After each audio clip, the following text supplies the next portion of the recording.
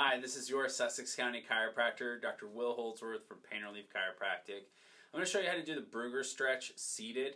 This is good for anyone who's having issues with their posture. It can help with upper back, mid back, even low back pain, shoulder tension as well, and headaches.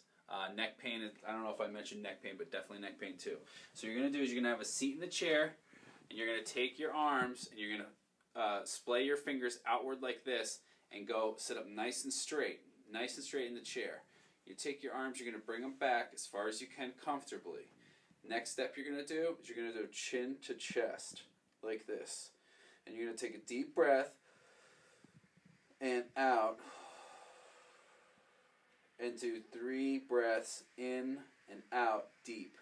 You're going to come back into relaxed position, and you're going to go back in your chair,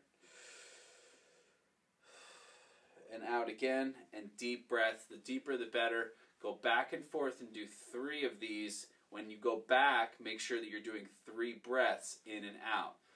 Do that, and that can help improve your posture. It can help take away some tension, especially while sitting at your desk when you're doing your work.